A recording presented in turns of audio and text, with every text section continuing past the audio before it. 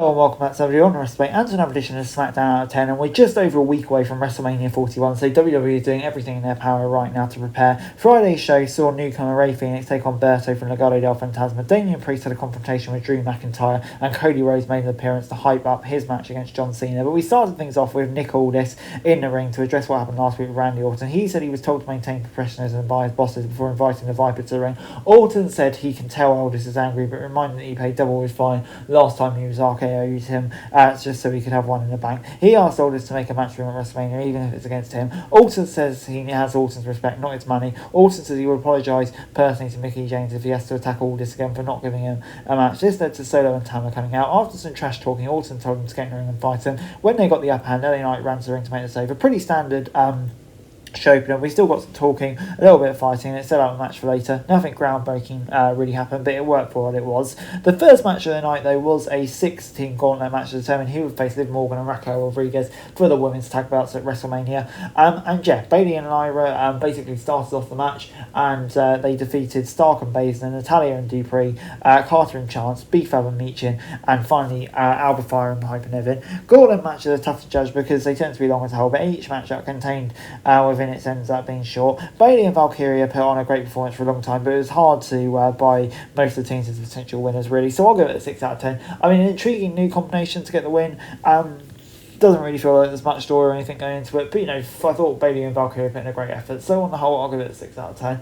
And then moving on to Damian Priest, he was coming out for a promo and Drew McIntyre attacked him. Several officials helped Priest backstage while the Scottish Psychopath watched from the ring. McIntyre spoke for a bit until Priest came back out to fight him. They will have a street fight at WrestleMania. WWE is trying to make this feel as intense as possible. McIntyre used the steel sets to hit Priest before dropping him with a DDT on top of them. Yeah, basically just a ratcheting up of the feud. I think having a stipulation it will definitely work better they're not, so yeah, I'm not against it. But after a break, Berto took on WWE's new superstar Rey Fenix. The match came about after Berto expressed anger last week about Fenix's debut. He took control earlier and grounded Fenix in the corner for some stomps. Fenix made a comeback during the break, and we returned to see him take out Berto with a twisting dive with the top right to the floor. These two developed chemistry right away and had a fun contest that contained a handful of impressive spots from both men. Berto may not have proven himself in the way he wanted to win, but a guy proved he can hang with a guy like Fenix. The Marsman hit the Mexican muscle buster to score when Escobar came out and told Berto to shake Fenix's hand. Berto left angry, but Escobar shocked Fenix's hand and showed him respect. So yeah, on the whole, I thought this was good stuff. Gets a 7 out of 10 for me. Great win for Fenix, and I think they're building up nicely as well. And Berto, yeah, putting a decent performance. Zelina Vega then got on a chance to take on Chelsea Green in a singles match, but Niven and Fire went out ringside to protect her because they recovered from their match earlier. Green threw her entrance gear at Vega after the bell to blind her early and got an early takedown. They fought at ringside in a somewhat confusing ending. Green was counted out. This was the ended so abrupt and weird because there was no indication the ref was close to 10. I know there was good reasons to cut the match short. It just felt like a weird booking. Even Vega looked confused at first. So yeah, I'm going to give it a 4 out of 10. Not really sure what happened there. Moving on into Stratton against Perez. Most of the versions of WWE title have existed over a decade. We're in the ring for Rose promo at WrestleMania. And yeah, that was basically a quick promo from Rose before Cena's appearance next week. But next saw Perez and Stratton in a non-title match after the two got into an argument in front of Aldis.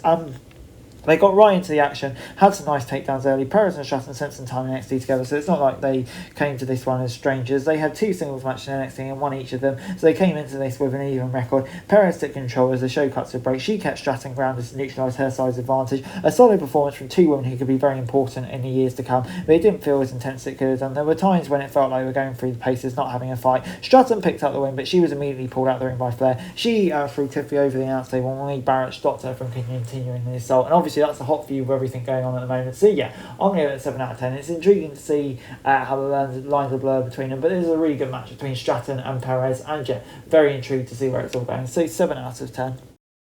This week's main event saw Orton and LA Knight team up to take on Tonga and Sikoa. This match, I think it starts until there's about 10 minutes left in the show. Tonga cornered Knight right away, so he and Sikoa could double team. The Viper got a hot tag and looked like he was going to hit an LA RKO, but ended up being taken down by a Samoan drop. Sikoa and Tonga had the upper hand for several minutes during and after the break, but Knight eventually got the tag to even the play on field. He was able to hit the BFT to get the win for him in Orton, but he was taken down by Fata at the end. So obviously building up that little story. Gets 7 out of 10 for me. I thought it was really good. And yeah, very intrigued to see where it's all heading next. next with Orton, and could it be Aldis, could it be Sikoa, who knows. But yeah, I thought on the whole this was good stuff. Fatty looks great, and that's going to be a great match at Mania. 7 out of 10. And overall SmackDown this week gets 6 out of 10. Obviously it's more of a building episode of SmackDown, probably towards the big blow off next week, but yeah, not a huge amount happening on the show, but it's enough to keep everyone intrigued as we build closer to the show of shows, and Jen, very intrigued to see where it's going to go, so I'm going to give it a 6 out of 10. Guys, that's it for this video. Thanks very much for watching. Remember to like, share, subscribe, follow us on our socials, link in the description below for daily wrestling news, meme and content. Subscribe to our other channels on screen right now, that'd be greatly appreciated. Thanks very much for watching. Peace out.